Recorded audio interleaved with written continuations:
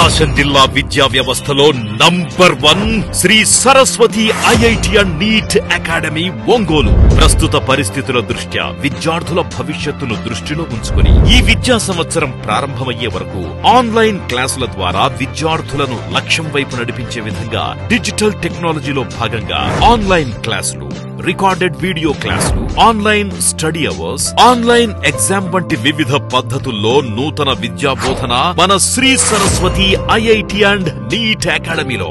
ఈ ఆన్లైన్ క్లాసుల్ని all India competitive exams అయినటువంటి ఐఐటి, నీట్లలో ఎంతో మంది విద్యార్థులకు నిర్దిష్ట ప్రణాళికతో టాప్ ర్యాంకులు అందించిన మా సీనియర్ లెక్చరర్స్ ఆధ్వర్యంలో ఆన్లైన్ క్లాసులు మరియు డౌట్స్ క్లారిఫికేషన్ కొరకు స్టడీ అవర్స్ నిర్వహించడంతో పాటుగా ఎప్పటికప్పుడు విద్యార్థులను, తల్లిదండ్రులను మరియు లెక్చరర్స్ ని సమన్వయం చేస్తూ ఈ విద్యా సంవత్సరం ప్రారంభమయ్యే వరకు గవర్నమెంట్ నిబంధనల ప్రకారం ఆన్లైన్ క్లాసులు నిర్వహించబడుచున్నవి. Shri Saraswati IIT and NEET academy Ongole. Director A Ganesh Reddy, AG Shankar Reddy, chairman AV Ramanareddy. ఈ ఆన్లైన్ క్లాసెస్ లో జాయిన్ అవ్వడానికి సంప్రదించవలసిన ఫోన్ నంబర్స్ 9176162696, 8143668888. మీ పిల్లల భవిష్యత్తు మన శ్రీ సరస్వతి బాధ్యత. Shri Saraswati IIT and NEET academy Ongole. 522 of 2021. అంటే దీని సారాంశం ఏంటంటే ఈ రోజు నుంచి 10 రోజుల లోపల ఈ యొక్క బోర్డ్స్, స్టేట్ బోర్డ్స్ ఏవైతే ఉన్నాయో ఆ స్టేట్ బోర్డ్స్ పరీక్షలు నిర్వహించిన స్టేట్ బోర్డ్స్ ఈ యొక్క అసెస్మెంట్ ఏవైతే ఉన్నాయో విద్యార్థుల మరి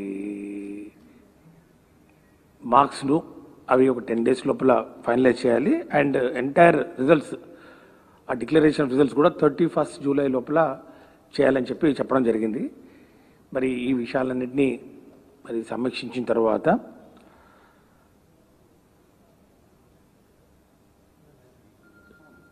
ఇంటర్మీడియట్ ఎడ్యుకేషన్ ప్రిన్సిపల్ సెక్రటరీ గారు, మరి అట్లాగే secretary board of intermediate education వారు ఇచ్చిన సమాచారం మేరకు పరీక్షల నిర్వహణ, మూల్యాంకనం మరియు ఫలితాల ప్రకటనకు కనీసం 40 రోజుల సమయంతో పాటు అదనంగా 15 రోజుల ముందుగా విద్యార్థులకు పరీక్షల టైం టేబుల్ యొక్క సమాచారం ఇవ్వవలసి ఉందని పేర్కొనడం జరిగింది. ఈ విషయాన్ని కూడా నేను గతంలో కూడా పదే చెప్పడం జరిగింది. 45 days పడుతుంది. 45 daysలో మరి ఈ రిజల్ట్స్ పూర్తిగా ఈ ప్రాసెస్ ఎంత కంప్లీట్ చేసుకొని మరి రిజల్ట్స్ అనౌన్స్ చేసుకోవడానికి వెసులుబాటు ఉంటుందని చెప్పడం జరిగింది. కానీ ఈరోజు సుప్రీంకోర్టు వారు ఇచ్చినటువంటి ఈ తీర్పు దృష్ట్యా గౌరవ అపెక్స్ కోర్టు వారి ఆదేశాల ప్రకారం నిర్ణీత కాల వ్యవధిలో అనగా 31st July నాటికి పరీక్షల ప్రక్రియ పూర్తి చేయడం సాధ్యం కాదు.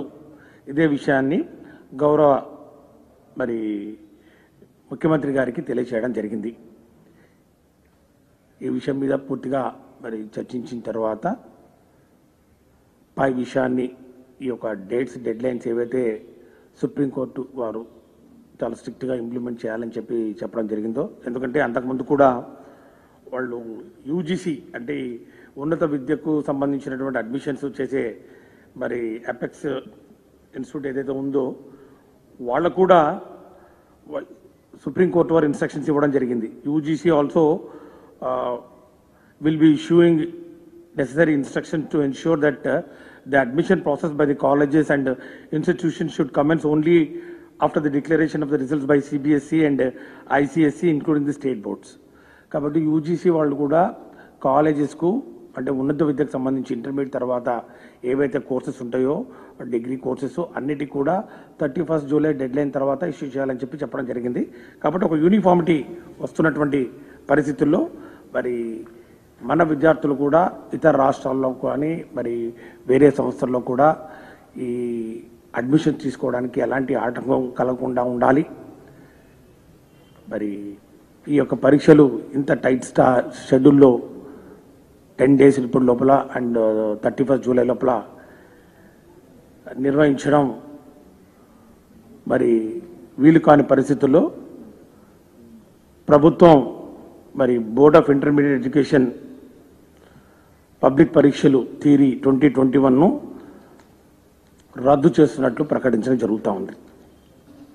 మరి దీని తర్వాత రద్దు చేసిన పరీక్షల మార్కులను ఏ పద్ధతిలో కేటాయిస్తారనే విషయాన్ని త్వరలోనే ప్రకటించడం జరుగుతుంది. అంటే ఈ యొక్క మార్క్స్ సిబిఎస్ఈ వాళ్లకు ఒక డీటెయిల్డ్ గైడ్లైన్స్ ఇవ్వడం జరిగింది. ఏ విధంగా ఈ అసెస్మెంట్స్ చేయాలి, ఏ మార్కులు పరిగణలోకి తీసుకోవాలి. ఇప్పుడున్న పరిస్థితుల్లో మన దగ్గర కేవలం intermediate second year practical examinations marks మాత్రమే అవైలబిలిటీ ఉన్న నేపథ్యంలో ఒక హై పవర్ కమిటీని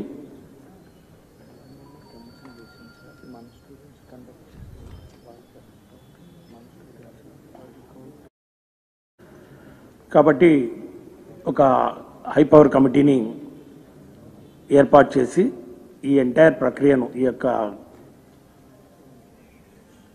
మూల్యాంకనం, వాళ్ళ యొక్క మార్క్స్ను ఏ విధంగా అసెస్మెంట్ చేయాలని చెప్పి మరి నిర్ణయం తీసుకోవాలనో ఆ కమిటీ సిఫార్సుల మేరకు త్వరలోనే నిర్ణయించడం జరుగుతుంది.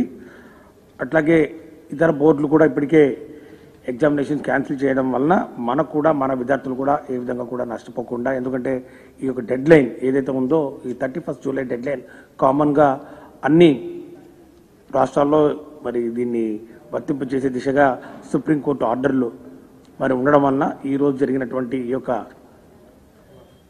సుప్రీంకోర్టులోని చర్చల నేపథ్యంలో వారు ఇచ్చినటువంటి ఆర్డర్లను, సుప్రీంకోర్టు ఆర్డర్ను దృష్టిలో పెట్టుకొని ఈ యొక్క ఇంటర్మీడియట్ పరీక్షలను రద్దు చేయడం జరిగిందని చెప్పి తెలియజేస్తా ఉన్నాం. అదేవిధంగా ఈ యొక్క పరిస్థితుల్ని దృష్టిలో పెట్టుకొని 10వ తరగతి పరీక్షలు కూడా రద్దు చేయడం జరిగిందని చెప్పి కూడా తెలియజేస్తున్నాం.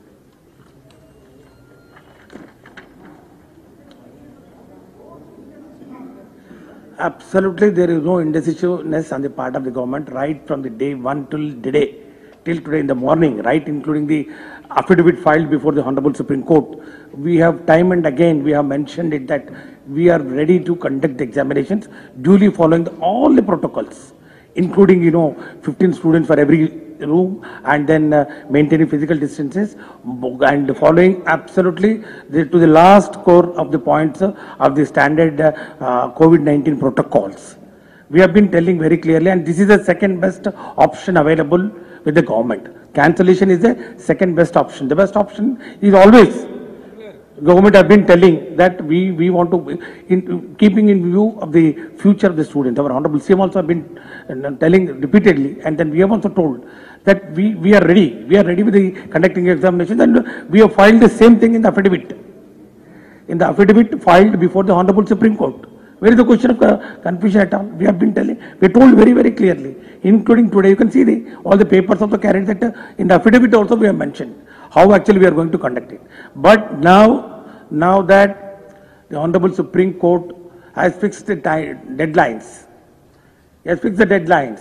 The deadlines is 10 days. Within 10 days, you have to enumerate the entire the scheme of assessment of the marks, and then the internal assessment marks also, and the results also had to be. The results had to be announced by 31st July, which is absolutely not possible in the given circumstances, because I have been telling, not now, before also, that we require this number of days. My secretary is there next to me, Direct Secretary Board of Intermediate Education, and my principal secretary is also there. If you want, you can clarify with them. We have given the time required for each stage, the announcement of the notification, so that sufficient number of days had to be given to the students for preparing for the examinations. Because generally we give 10 to 15 days for announcing after announcement of the schedule for conducting the examination. And 7 papers are there, alternative days we have to conduct, and earlier schedule also we have said, if you start the examination in the month of July, and then it will go up to July 27. And then thereafter we require another 15 days for evaluation, and then finally publication of results.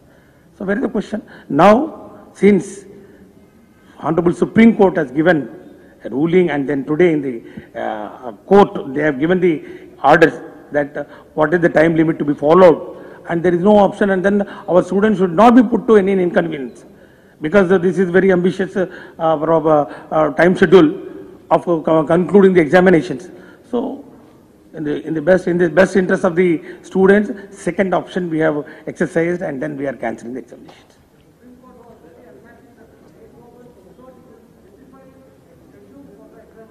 We have given almost 1 month back. We have given the schedule. If you want, I'll give a copy of the schedule. The schedule for conducting of examinations, for intermediate examinations, has been given almost 15 to 20 days back, and then it will be commencing from July 7th. The entire state knows about it. It was there. We have published the schedule. It was there. The schedule is very much there on record. And then why Supreme Court never asked the schedule? Supreme Court only asked, how are you going to conduct the examinations? We told them. How are you going to conduct the examinations? We told, like all the steps that are required to be followed. Step 1, step 2, step 3. How many? The schedule. The schedule, timelines, everything is there. We have mentioned it. There is absolutely no ambiguity at all. You ask anybody, all the press here, and then how many times I have come before the press, and then how many times I have mentioned, did I ever mention that we are having two minds and all? I have never said that. It's only when Supreme Court intervened, it's only when Supreme Court said that, why you are going to conduct the examination. Then also we have mentioned in the affidavit very clearly.